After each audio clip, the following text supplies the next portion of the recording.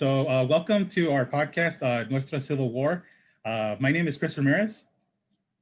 I'm Austin Alvarez. And yeah, thank you for joining us on our first episode. So hopefully there's more to come, unless no one listens to this or we get canceled, whichever one comes first. All right, so I guess we should probably start with our introductions of who we are. As I mean, I consider Austin still a historian, but other people might say otherwise, but fuck them. So what we should do is start with some credibility. So Austin, how about you start first? Yes, I have a history background. I was a transfer student at UCLA and studied history, Mexican history. I was interested in the field as a career, as a profession, but long story short, wasn't quite the right fit. But nonetheless, I'm still deeply interested in Mexican history and history more broadly, and of course, everyone's favorite, contemporary politics. Yes. And that's where me and Chris met here or down at UCLA.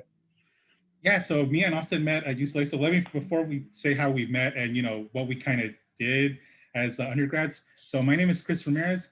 I'm also a transfer student as well, like Austin. I transferred from Fullerton College to UCLA, history as well. My major focus is on Indigenous people. So from my heritage.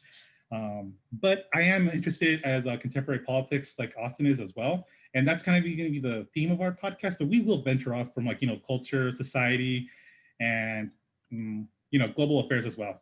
So, because how do you neatly dissect politics, right? Politics is kind of a mishmash of just about anything involving humans, more or less, right?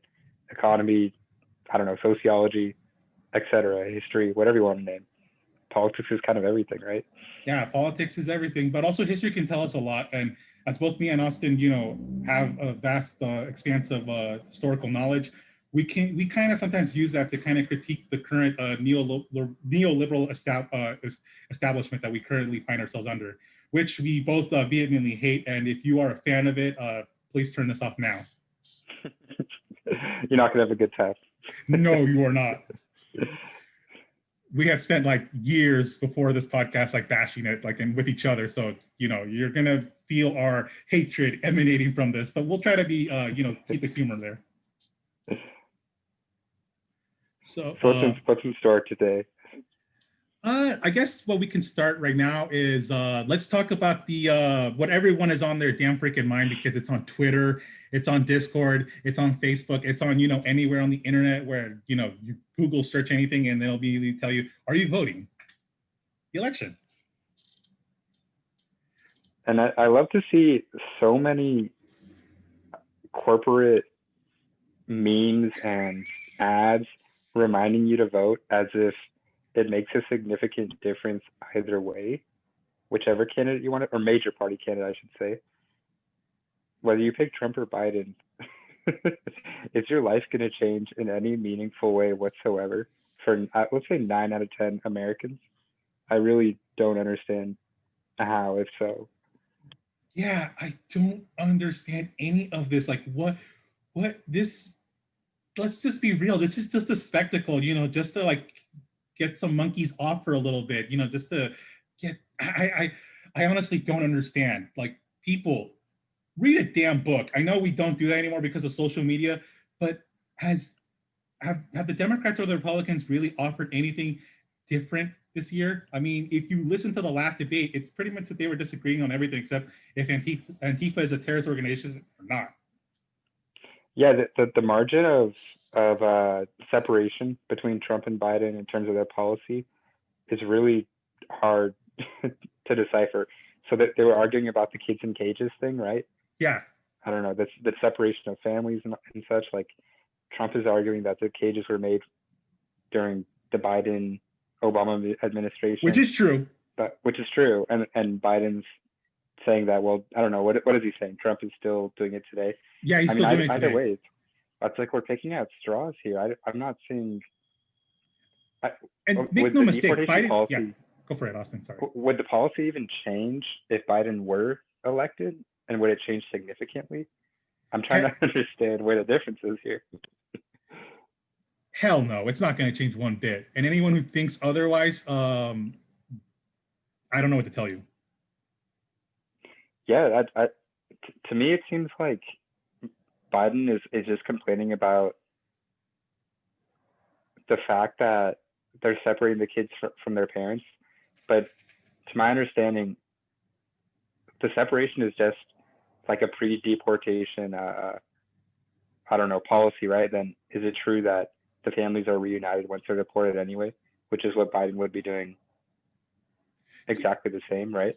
Yeah, the problem with all of this is that the fact is they're not talking about how demonstrably wrong this entire thing is. Like Biden is okay with like pretty much everything else that's being there. The only thing that he has an issue with is just some silver dressing, such as the children being separated from their families before they're deported. Now, as Austin just said, the problem though with this with liberals is the fact that they're just it's just one or two little issues they have an issue with, not that the whole thing that this is demonstrably evil. Mm-hmm. Mm-hmm. Yeah, it's like you're not you painted the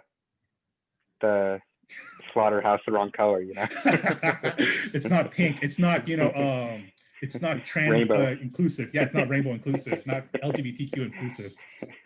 Oh, and by the way, I am gay, so I can make those type of jokes, and I allow Austin those privileges as well. Well, I appreciate my pass. Yeah, I'll make sure. and we're both people of color, okay? So we can also make those type of, especially if it regards to like immigration or Latinos, we have full control of that. And if you're a white liberal, shove it up your ass. So, no holds barred, baby. Yeah, no holds barred here. There is no censorship here. So let's get that through right here. But so, Austin, so are you gonna? So how did you vote in 2016? Let's start with there. I voted for Jill Stein. I voted for Jill Stein. I mean, I knew she's not going to win, but either way, I saw it as at the time at least, I thought there was kind of at least a chance of, I don't know, pushing the party, either party, to make a more meaningful, how would you say it, shift, I guess. Yes. Right, pull the party leftward, just away from the center, basically. And obviously that didn't happen. And from then on, I haven't really thought about voting again. I think, to me, I'm realizing more and more that it's a waste of time and kind of a false hope sort of thing, that whoever the new candidate is will be any different than the last one, and vice versa. Yeah, I really don't think, I think it's, in fact, kind of co-ops any like radical movement, in that you, let's say for Black Lives Matter, for example, Democrats will say whatever they need to say to try to get people to believe that they're, I don't know, one and the same with Black Lives Matter movement. And then once they're in office, I assume police brutality and so forth will be exactly the same. And except there might be more female cops. Yeah, Black female cops. This time, that the head of police will be a Black female, and then she'll just get fired, and the next one will step up, and the cycle continues. Yeah. So for me, as Austin did, as pretty much Austin has alluded to, I also voted for Jill Stein, and I also do not have any hope in electoral politics in this country whatsoever. I will admit, though, forthright though, that I, for a moment, did believe that Bernie Sanders could actually, make could make headway and could actually, make us reforms or some kind of, lead a pathway to a shift towards leftism in some capacity. But I made the complete mistake of underestimating the power of Barack Obama. And it was his power that he still holds a lot of sway in this country. And that I believe, honestly, out of any person other than Reagan, I believe he has probably, bastardized our political system, and also liberals as well, to the point where he has probably, ruined this country for another 30 years. And I'm not saying because he's Black. Don't get me wrong. He could have been a white man and it would have been the same, or he could have been a Republican for that matter. My problem, though, is that he has sold the type of idea of hope and change. And people still kind of cling onto it in this idea that, because before Obama, like people, like liberals kind of, had an issue with a lot more so than today, I guess, currently, I don't know. I'm just honestly, I don't really know what to say. And Austin pretty much kind of nailed all the points that we were trying to make. So for me, it's pretty much that there is going to be no change. And here's the thing: if you vote for Biden, the only thing you're doing is you're basically, pushing down the can for another 4 years until we get someone even worse than Trump, until we get Tucker Carlson or Tom Cotton next. I'm not saying that they're going to be Trump's replacements. What I'm trying to say is we're going to get someone who's just like Trump or even worse. And here's the other kicker: is competent. Right now, Trump, if Hillary was in charge, Evo Morales would probably have been killed. Let's be honest about that. He would have been assassinated. We would be in Venezuela at this moment. God knows what the hell we would have done in Syria. So I'm not saying Trump is the greatest, but I'm just saying that Trump being a bumbling moron in charge of this empire, for me, is a boon. I mean, for someone that cares more about the world than the U.S. I'll just let you know right now, I have no sympathy for the American public at all. So Chris, how long have you been a Trump supporter for? No, I despise Trump and everything like that. And I know that's going to be a common thing that liberals are going to, put on my feet. I am not a Trump supporter. I despise the man, but I believe he's a symptom of a larger problem. If you get rid of him, that's like basically you cut off like a cancerous mole. It's still there and it's still growing. So it doesn't not voting, or at least not voting for Biden, help Trump? I mean, what's the point? I live in a blue state, so I don't even have to contend with the moral issue that I'm going to vote for the lesser of two evils because my vote doesn't matter. So I'm probably just going to vote right in for Hillary Clinton. I'm finally going to be with her. I'm going to write in Hillary too, though. I like that. That's funny. Exactly. Maybe this election will be like the Death Note, and it actually ends up killing Hillary Clinton. Oh, parody. We don't endorse that. Okay. So on the note of killing politicians, right? Yeah, we don't endorse what that. The hell? That's a parody. Wait, what the hell happened in Michigan? Oh my.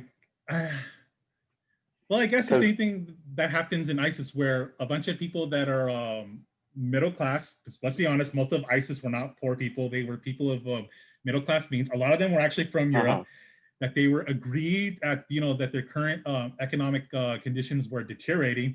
And they decided to go, play warriors.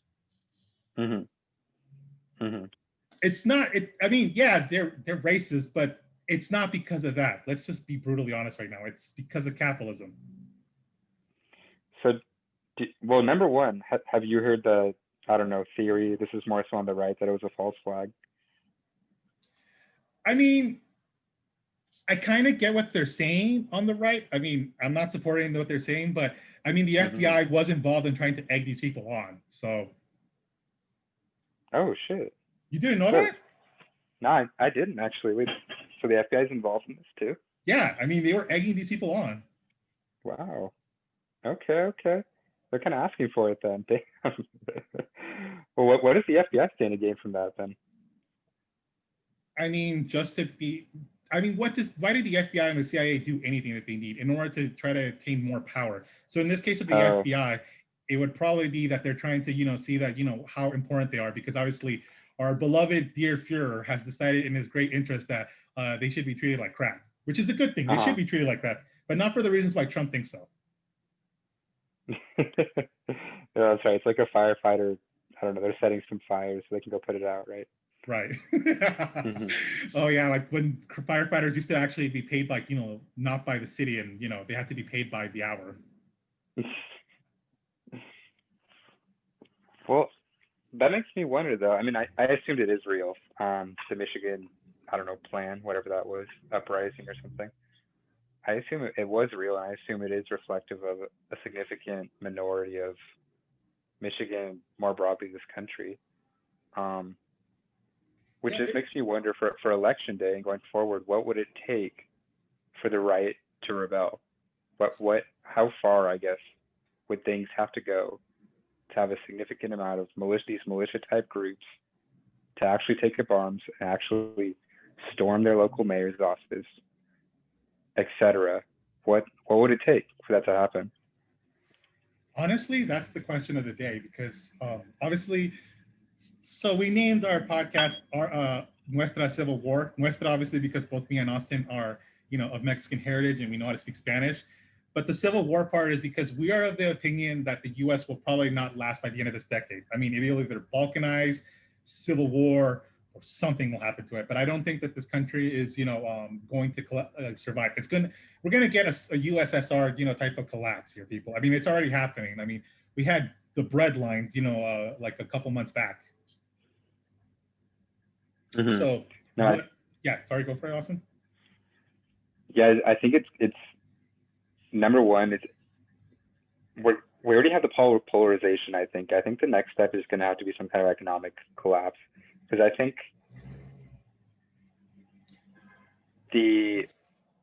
just the pure polarization, forgetting about economics, but just about ideology and I don't know, political preferences, views, etc. I think between urban and rural, suburban and urban, red state, blue state kind of thing, I think those differences are already there. But the reason, right, violence clearly hasn't broken out on a mass scale yet, at least in my view, is the economic damage isn't severe enough. Not enough people are losing enough money, basically, right? Yeah. Now go for it. Oh yeah, so it's people's people still currently are living comfortably, so their material conditions have not changed much for the middle class. Let's get that straight. Not the people that are poor, and those people will play a part in this type of revolts, rebellions, conflicts, whatever you want to name it.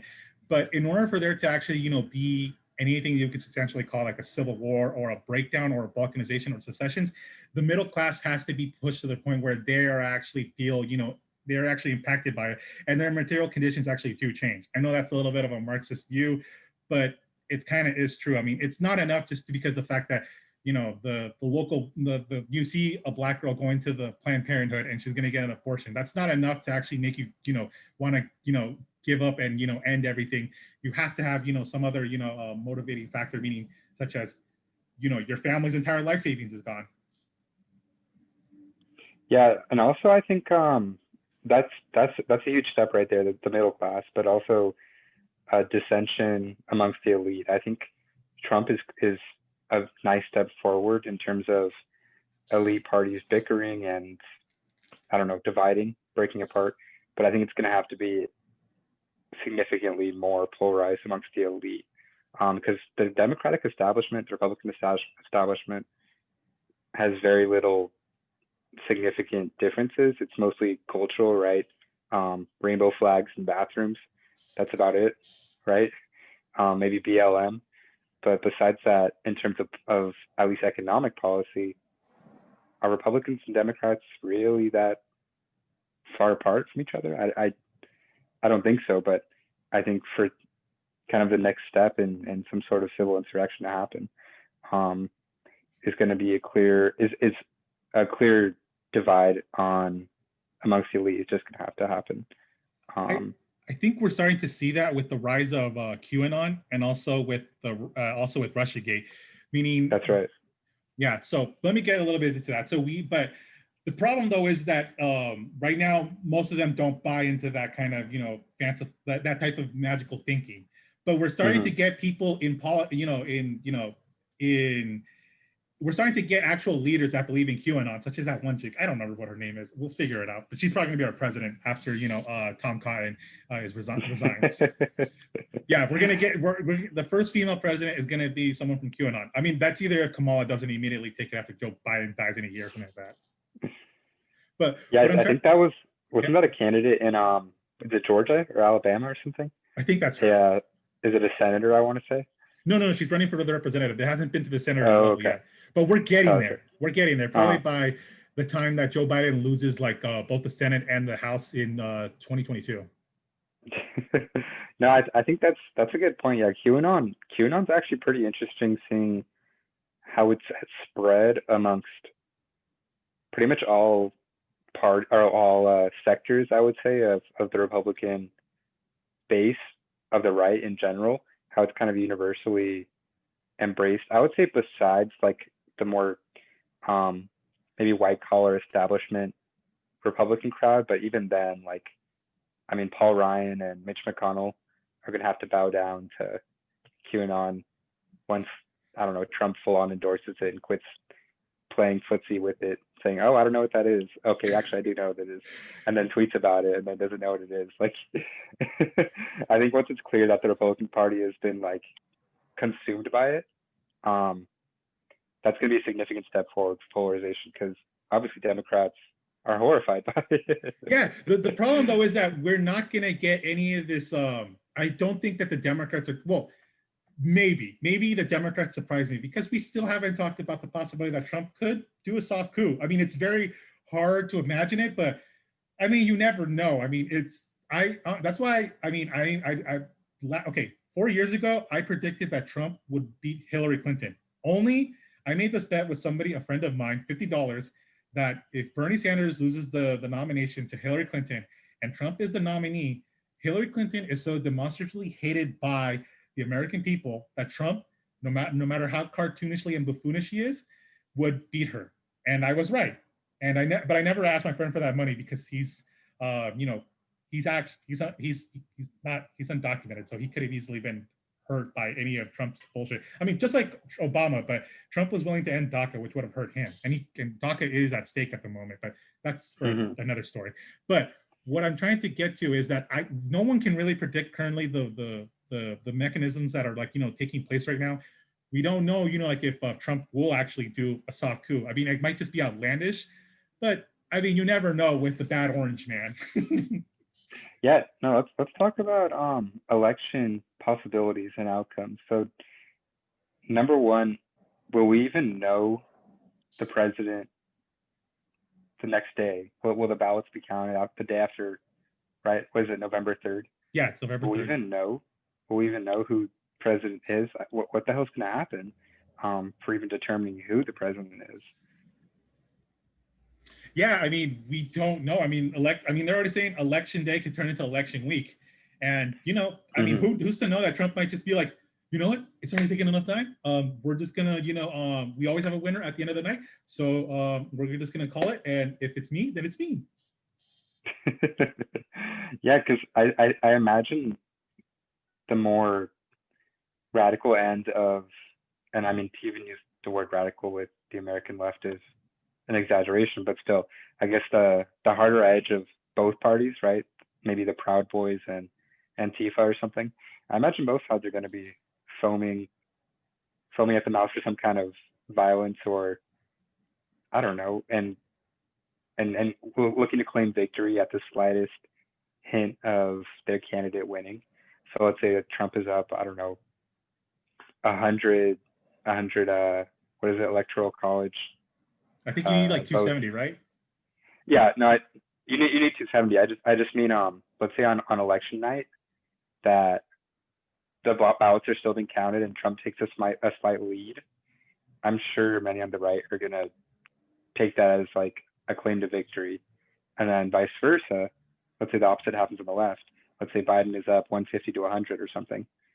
I'm sure some of the left are going to start claiming victory, and it's just become a shit show on. Well, everyone's claiming victory, and no one's legitimately won the election, and people are just going to start shooting willy nilly. At least in the hot pockets of tension in the country. Like just imagine Portland. Imagine Portland on election night, right? Imagine, I don't know, where's some Proud Boy hotspots. I'm sure somewhere in Alabama or something is going to get violent, right? Yeah, I mean, those sadistic, cannibalistic pedophiles are taking your man down. I mean, you got to do something.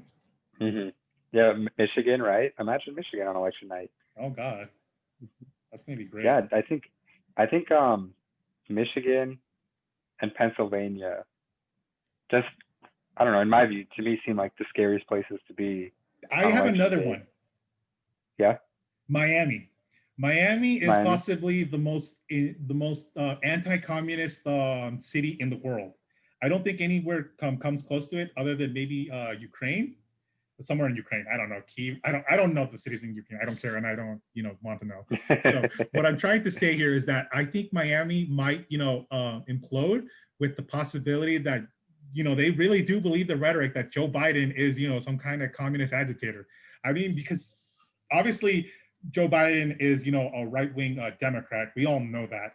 But Hmm. for a lot of people, hell, I talked to somebody at my local Stater Brothers, and they told me that Joe Biden is a Marxist. I'm like, okay, that's great, cool. Now go to make your podcast about QAnon. But what I'm trying to get to is that I honestly do think that how, like, with right now with all these people that have been fleeing from Latin America because of Evo Morales, or I don't know, some of these other leftists that are there, that they might make a hodge like make like a little like enclave of like right wing extremists like Latin Americanists that Hmm. that are trying to hawk in for intervention in these countries. So I think we kind of I don't know, that might just be being crazy or a lunatic, but that's kind of what I'm thinking might happen. Miami's fascinating because it's it's a Democrat city, if I'm not mistaken. It But yeah, is like you said, the anti-communist Cubans, or what is it, Cuban refugees? not just What Cubans. do you There's call also them? Venezuelans, and there was also other from South America, Oh, that's right. That's right. I'm forgetting about the Venezuelans as well. which I've had many Yeah, no, bond it's points online with them. oh yeah. Yes, many. They all would like to know where I am and shoot me in the face. Oh my God. All right. Well, just don't go to Miami anytime Yeah, soon, I'm not right? going to I mean, Miami. If they come avoid to the hurricanes. if you come to Southern California, that's going to be a different story, you motherfuckers. No, but Miami's fascinating because it also just brings out I feel like the craziest segments of society, period. Even besides Latin Americans. See, you throw a bunch of anti-communist Latin Americans into a city with a bunch of like strippers and cocaine and shit, right? And Like, boomers. and boomers, and then you have the rednecks too. Yeah, exactly. The redneck component. We're still talking about the South here, Yeah. right? We're in Florida. It's just fascinating. Like, what the hell is going to happen there? I have no idea. I mean, I will say And, that and imagine when Miami. climate change starts happening and when these people start losing their fucking homes. But yeah, I will say, in the midst of the summer's uh, protests, mostly in response to George Floyd, but obviously um, others as well. I think Miami had a pretty hardline response where they weren't protesters being immediately like arrested the second they stepped foot on any kind of unauthorized property or something like that. Whereas in LA, it was a little bit more free reign. New York City, a little bit more free reign, right? Minneapolis, we all saw what happens. So it's Miami's just a strange kind of mixture of, again, Democrat city, but enormous and enormous conservative population, It's probably right? because of the suburbs as well that surround it. Uh-huh. Uh-huh. And you just have to wonder in a place like that how it's going to turn out, regardless of which candidate wins. And also, who knows how Florida as a state is going to vote too. I'm sure Florida So could get bloody. we could go back to our Al Gore and Bush thing of 2000, where the Supreme Court will decide it with a 5-3 majority. And we all know how that's going to go. Yeah, and even so, let's say that is exactly what happens. Would Democrats, or at least the more radical wings of the Democrat Party, even accept that, or would they openly call for, I don't know, a new election or something? I Like, I'm mean, wondering how that would even be but that's the, accepted. yeah, but that's the problem because Democrats are, I'm sorry, but they're very weak willed. I mean, do you really expect them to, actually call for secession or, for any of that type of thing? Because, like, okay, what are you going to call for another election? Trump is going to be like, nope, not going to do it. And the Supreme Court will also say, nope, we're not doing it. So what are you going to do? What are your options at that point?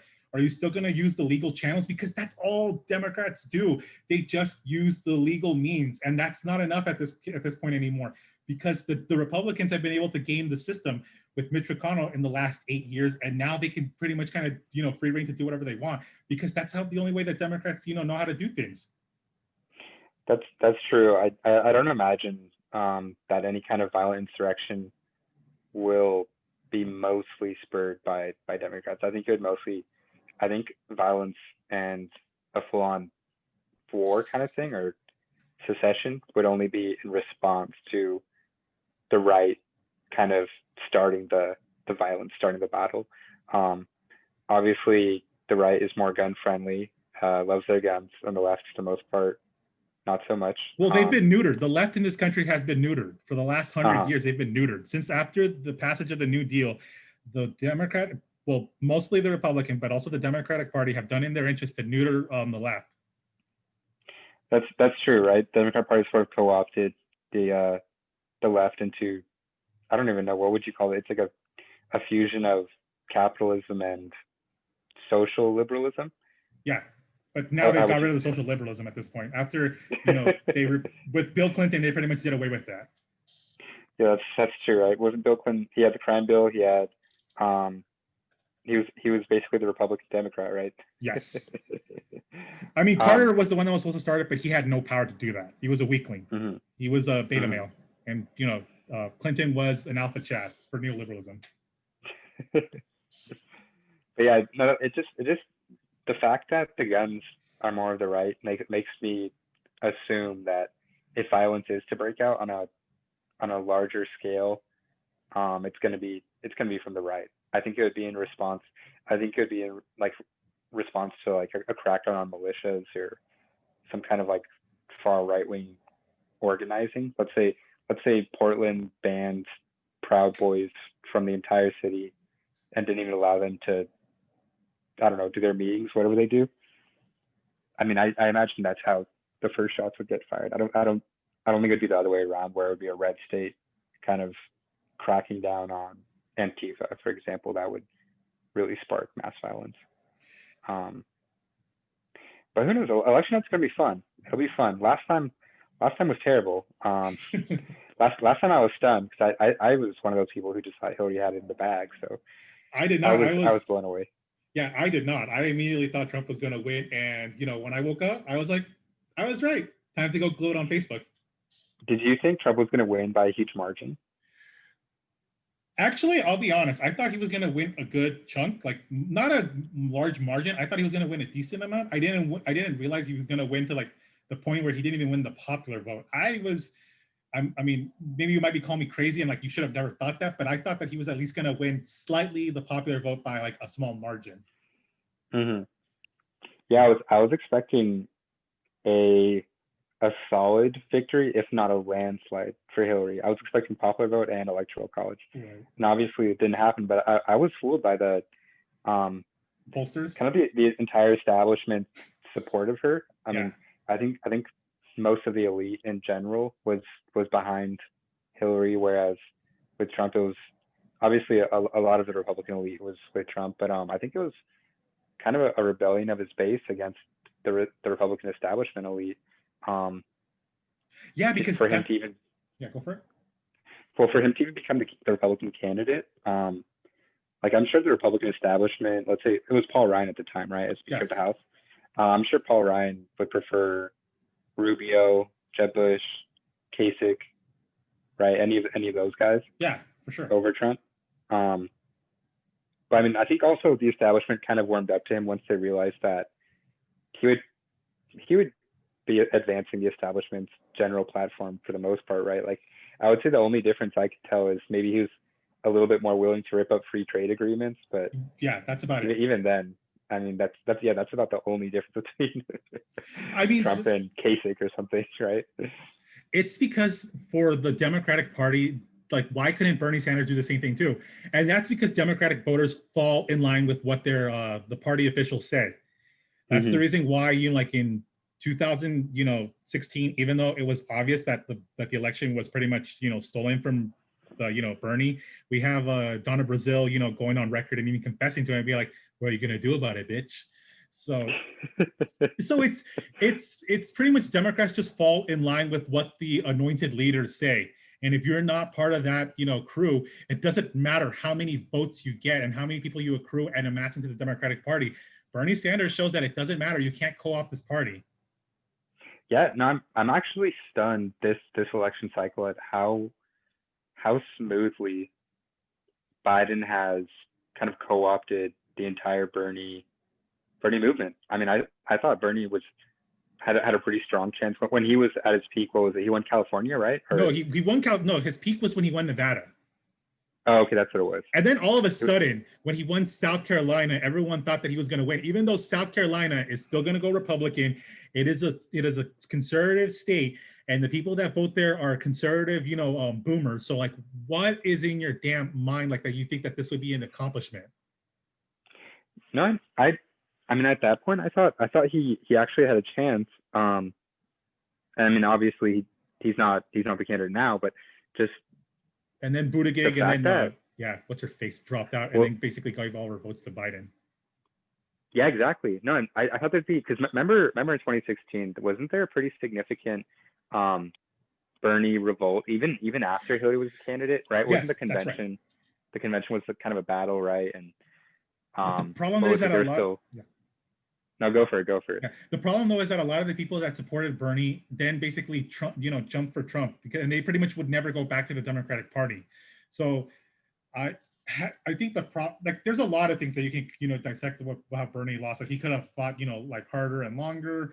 He could have done a whole bunch of things, but pretty much what happened was is that the electorate that supported Bernie Sanders either in 2016 either had already jumped to Trump because they kind of have lost all faith in the Democratic Party and all its institutions, or they basically become apathetic to the entire process, which I don't blame them.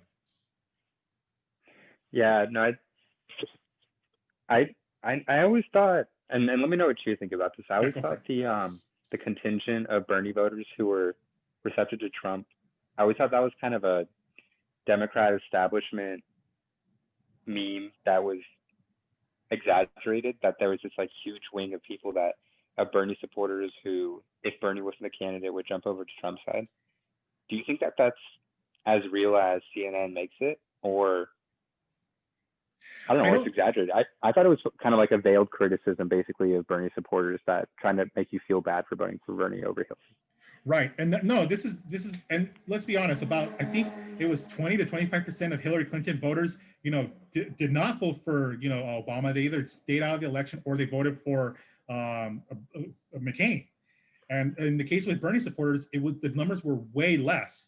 I think these were probably people that were independent, voters, or they were possibly even Republican voters that could have actually gone to Bernie Sanders had he been the nominee. Basically, they're people that do not align themselves. They're not Democrats. So let's get that straight. So people that are not, in the Democratic Party, they don't owe the Democratic Party anything. They're not a part of that. They're not a part of that party. They don't owe them anything. So the independent voters and the Republican voters that would have voted for Bernie Sanders, it just makes the stronger case that had him be the candidate, he would have won. So yeah, I don't think that CNN or any of these other, centrist neoliberal media platforms, are being, in good faith when they talk about the fact that a lot of Bernie supporters are, closeted Trump supporters or anything, that kind of nonsense. Yeah, I really interpreted it as a move to call Bernie supporters Trump supporters. That's like, so to try to put Hillary on this like pedestal above Bernie, it's like, oh, if you're a Bernie supporter, well, you're just a Trump supporter and you're terrible and you're Neoliberal shooting our horseshit movement in the theory. first. Yep, exactly. That's the reason why people will accuse me of being a Trump supporter, even though if they're white, I immediately tell them to go fuck themselves and go, sob at my feet for all the pain you've caused my people and my ancestors. That's right. It's I think it's kind of a almost like a censorship thing where if you're not praising whatever neoliberal Democrat is the candidate, Biden, Hillary, etc., then you are a supporter of the opposite side, which in fact isn't even that different from the Democrat.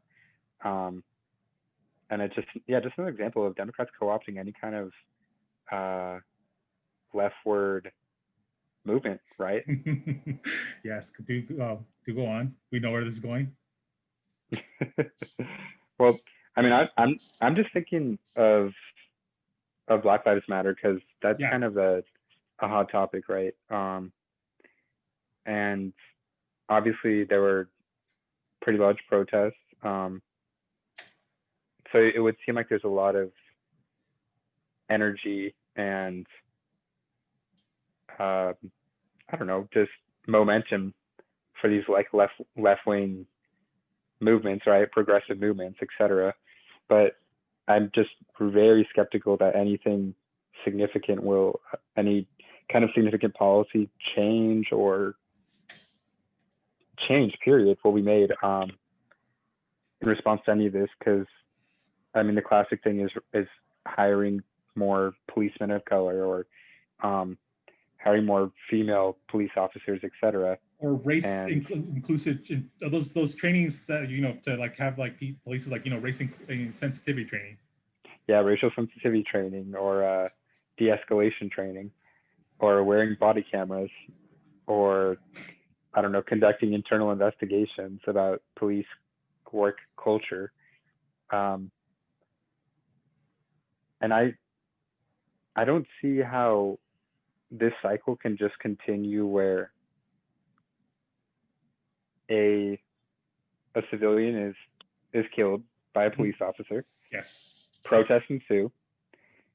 The police station announces their superficial reform, and then the exact same thing just keeps happening indefinitely. I don't think this is going to be the breaking point, but I have to wonder when is the breaking point? Because George Floyd was, I thought it was huge. At least the outpouring of just popular attention that it got, and I think that it has to lead somewhere if this keeps continuing. I think you're right about that. I think it will, because these protests are largely, you know, made of a coalition of, you know, groups of people. I mean, we're not seeing, you know, the pussy hat, you know, rioters are the ones that are going to these protests. They're not the ones going to them. Let's be honest. And these people are the ones that are, you know, okay with the status quo, as long as maybe Roe versus Wade is, you know, maintained, and that's about it. Everything else can be, you know, shoved to the side. Black people's rights do not matter to them in any real significant way, other than, you know, putting a black, you know, overlay on their Twitter accounts. That's about it. That's all they can care about Black people in any real significant meaning. They're not going to give them reparations. They can shut the fuck up, because the 10% tax increase is not going to go to, you know, to that Black person that I claim to care about. But I digress. But I believe that because of the coalition of these people that are affected by, you know, the demonstrably evil neoliberal austerity measures that are being pushed by both the Democratic and the Republican Party, are going to eventually, you know, lead to a headway where there is a clash, where enough people, you know, have said that this is enough. I mean, right now, I think the whole thing about the 40 million people that could possibly go homeless because if we don't have anything, you know, passed by by Congress, and that's you know, signed by Trump, if we don't see anything in regards to those people, you know, being alleviated from the pain that they're currently suffering, what's to stop them from joining, you know, like you know, Antifa or Black Lives Matter for that matter? I mean, because I've been to these rallies and they're made up of a coalition of like a whole range of people that sometimes, you know, that they might not have actually been impacted by police violence, but they can, you know, empathize and sympathize with these people on a point where I think a lot of people, you know, middle class liberals cannot. That's a good point. Mass unemployment and okay, so I mean, we all know that the corona lockdown and everything is mostly hurting blue collar, just the blue collar world, right? More so than white collar, way more so. Yeah, way more so. So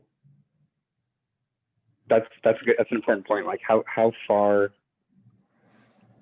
long can these blue collar industries have these massive layoffs? Meanwhile, Congress is in a deadlock for whatever reason, and I'm sure we can get into that. Why is Trump and McConnell and Pelosi, why aren't they pushing for a deal? Why isn't Pelosi pushing for a deal? Yeah, why isn't it just happening? Because I mean, obviously they signed that first deal, so why not a round two?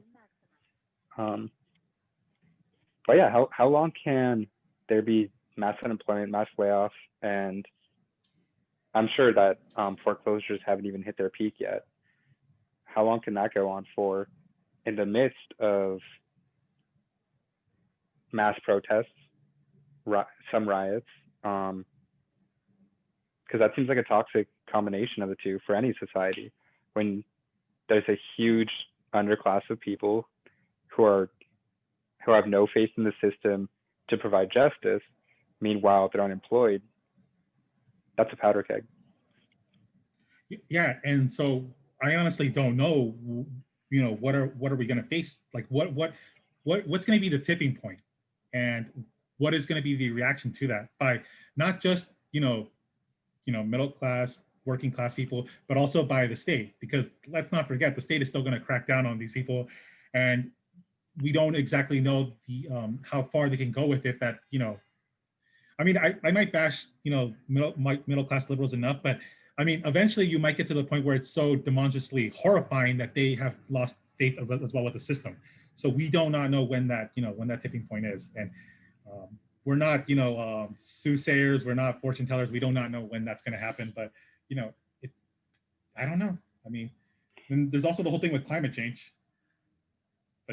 Well, but before that, what I'd like to get into this. Why do you think Democrats? I mean, you can frame it however you'd like, but that there isn't a deal yet. Number one. Trump or Pelosi's? Wait, can you repeat that, Austin? You kind of broke out. You there?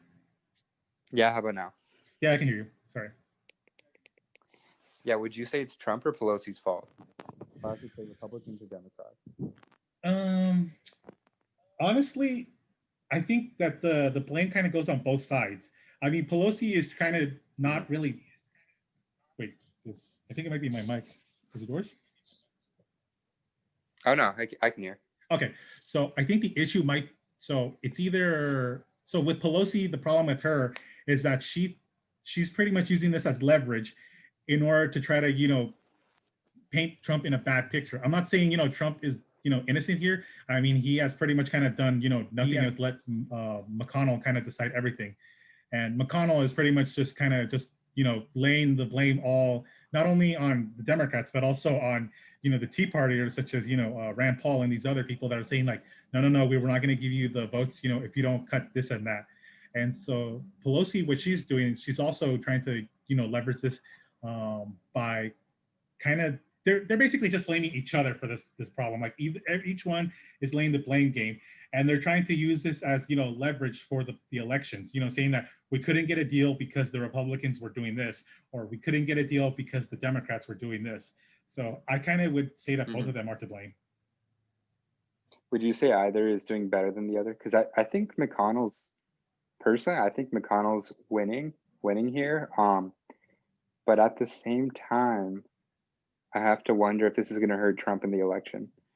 I think you're right. I think he's willing to throw Trump under the bus for this type of shit. He's like, yeah, you can go die, Orange Man. I'm going to, gain all this political leverage and capital, for my expense, and you can go, die on the wayside. But is that going to be worth it for him? So let's say with a Biden president and McConnell's still going to be Speaker of the House, right? Or sorry, what is he, Republican? The House leader majority. I mean the Senate leader majority. House. The Senate. Yeah. Is he still going to be just as powerful even without a Republican president? I mean, who's to say? I mean, are the Democrats going to go back and play like oh, we're going to go back to the norm, so we're not going to use the filibuster enough time. So if that's the case, then McConnell can basically be a sitting duck the entire time and be like, we're not going to let you do this or that. And then the only time they might, that's true. Yeah, and the only thing that the Democrats might hear you, they might, when I don't know who's next in the Supreme Court to die. Shit, Democrat, by the way, they're not.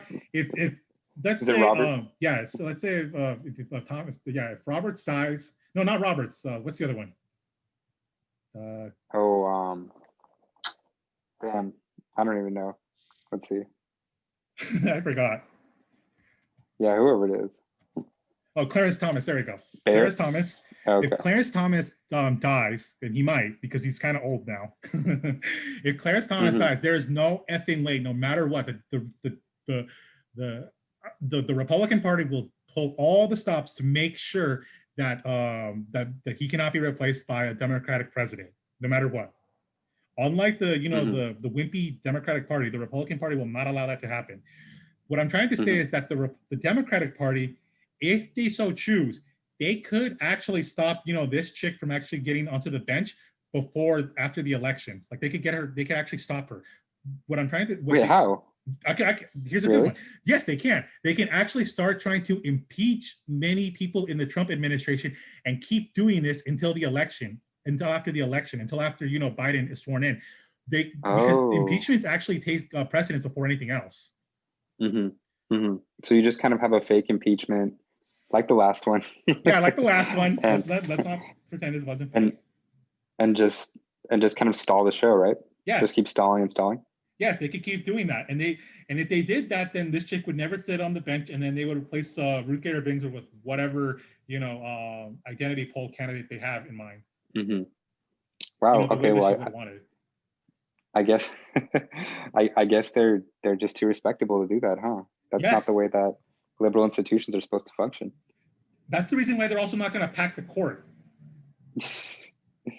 Yeah, actually, that's kind of a I don't understand the whole court packing meme on the right or the left. Would I it mean, matter either way? Even if they did do that, would that even be surprising or beyond the pale? it's just because both it's never been done before, so they think that they have to keep everything with the norms. Right now, a lot of the Republicans are, they've noticed that these norms are, silly and they don't matter. That they're just Mm-hmm. there to, to like, limit, any possible, meanings of reform or change in this country. Mm-hmm. McConnell has been one of the first people to help hold that high level of power to realize that these norms don't matter. And then Trump later caught on to that and also is doing that as well. Yeah, I thought if anything, Trump's first presidential campaign and his election was the death knell of norms. Or not for If liberals though. anyone still gives it, oh yeah, not for globalism, but just for norms. I thought no one gives a shit about norms anymore, basically. I mean, they don't. The only people that do are, these middle class suburban liberals that still think that they matter. And that's why they're so horrified by Trump, even though he hasn't really done that much different, steering the American empire. Let's be honest. Yeah, I think Trump's Twitter account is just about the only serious, I don't know, norm breaking thing that I've seen so far. Because really, but what has he done that radical that has been, I don't know, shocking? I can't think of a single thing off the top of my head, at least. Neither can I, to be honest. Yeah, that Obama or Hillary wouldn't have done something relatively similar to. Maybe, I mean, do you think Hillary would have still authorized that strike on the Iranian general? I don't think so. I don't think she would have done that. Okay. But she probably would have killed Maduro or some stupid shit like that. Okay, so she'd focus on Latin America a little bit more. Yeah, I mean, because remember, the Democratic Party were trying to, be nice with Iran. Not that they would actually, treat them as an ally. There's no effing way. I mean, our ally in the Middle East is Israel and Saudi Arabia, and we have to Mm-hmm. make sure that they, be the bulwark to this new growing China alliance that is happening with, Iran and Pakistan and possibly later Afghanistan. Mm-hmm. They gotta protect Israel at all costs. Well, it's not because of Israel. It's basically because Israel is a nice vassal state that we can use along with Saudi Arabia. There are them and Turkey are our triple alliance vassal state that we can use. So yeah, we got to protect Israel because Israel does America's bidding. So Yeah, I know a lot. true, I true. mean, yeah. So we're not anti-Semitic here, so we don't believe that Jews rule the world or any of that kind of ridiculous, insane nonsense. If we ever use stuff like lizard people or globalists, we don't mean Jews. We mean capitalist elites that, majority speaking, are white people. We are gonna sometimes seem anti-white, which are not, but that's a different story. Oh God, I can already hear. If people ever listen to this, they're probably gonna hate us for this. But I digress. But yeah, Trump has not done anything really to be different of the norms. Like we would still have like political assassinations.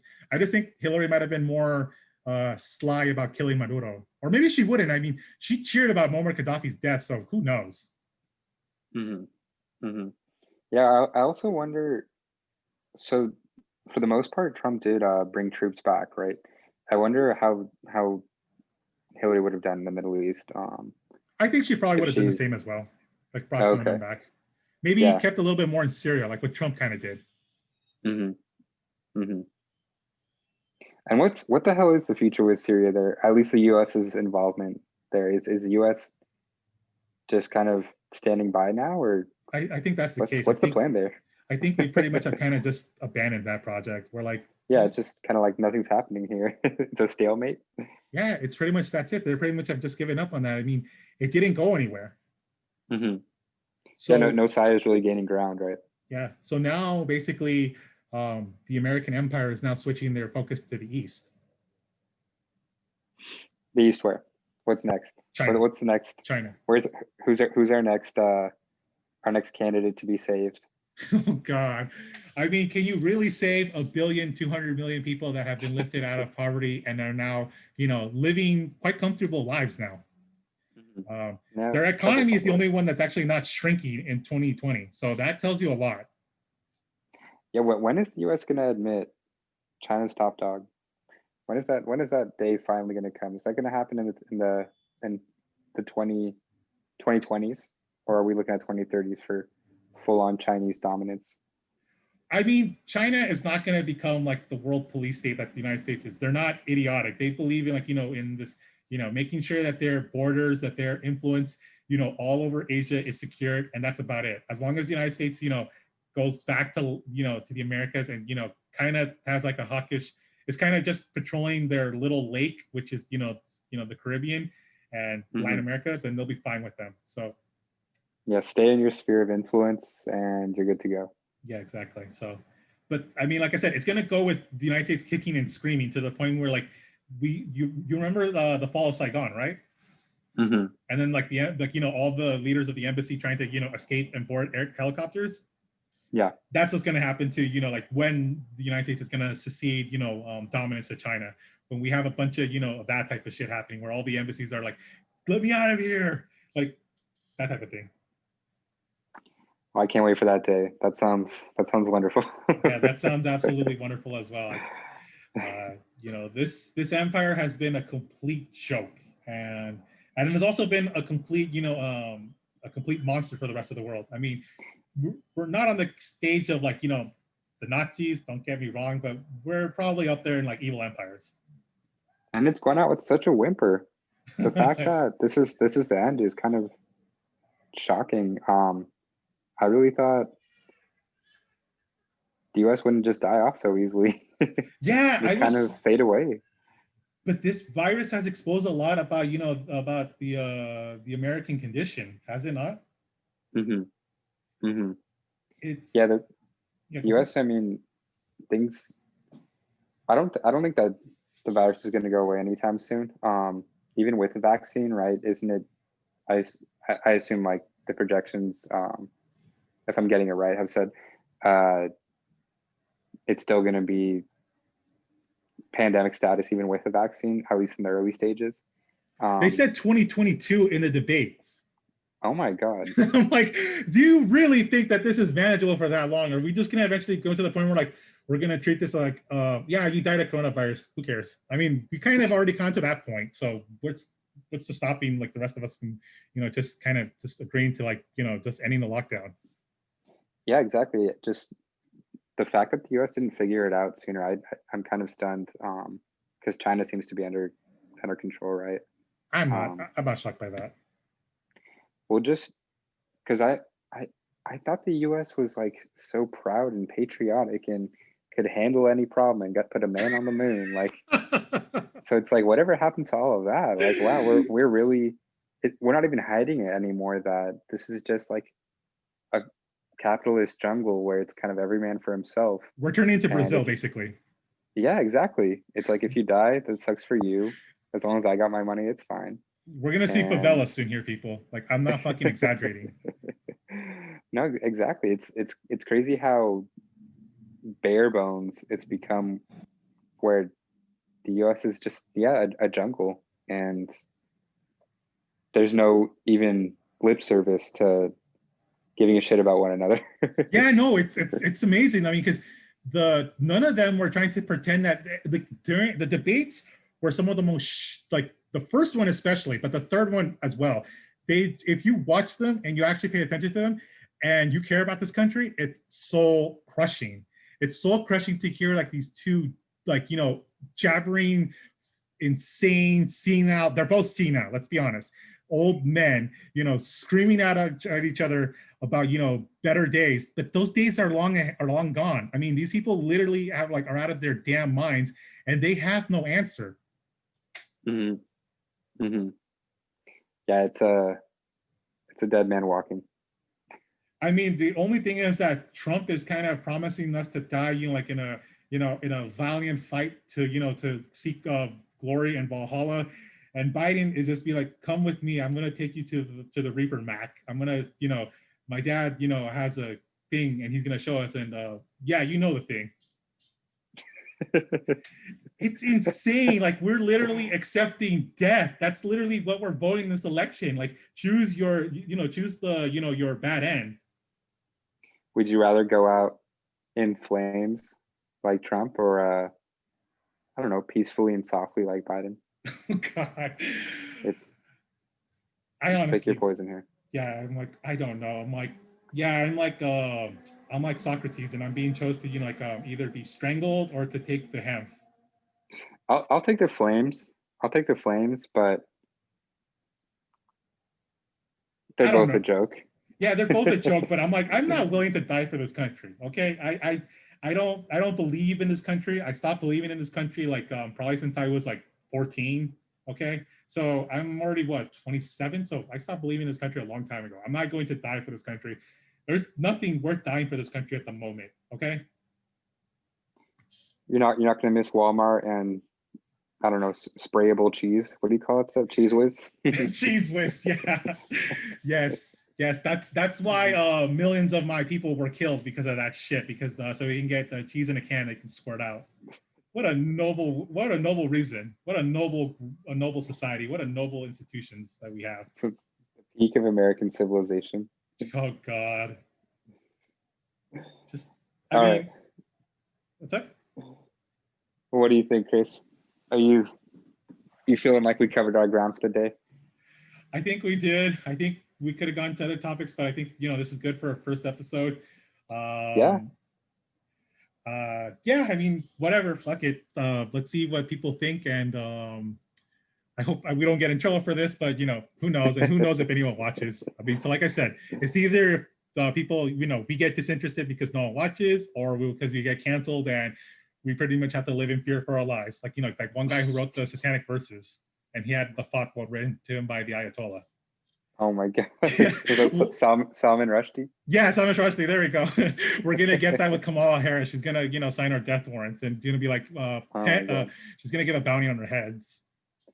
She's going to send some cops after us? Yes, some truant cops, because she figures out that our parents didn't actually send it to school. This is cool. This is a good first step, a good first step in the water, right? Yeah, step in the water. So yeah, so thank you for listening to Nuestra Civil War. Austin, any final thoughts? Keep it with Trump's Twitter.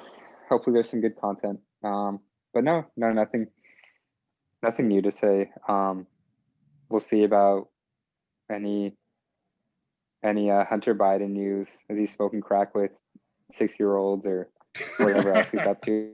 I'll be sure to look into that. But now that should be it for me on my end. For me, is that this election is pointless. It doesn't matter who you vote for. I don't give a shit.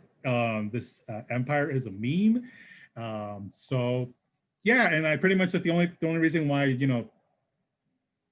that like Austin is doing, like he's just going to listen to either what Twitter is saying, what Trump is putting on Twitter, or what Biden's son is posting out, is because this is all a spectacle. This is all just a complete joke.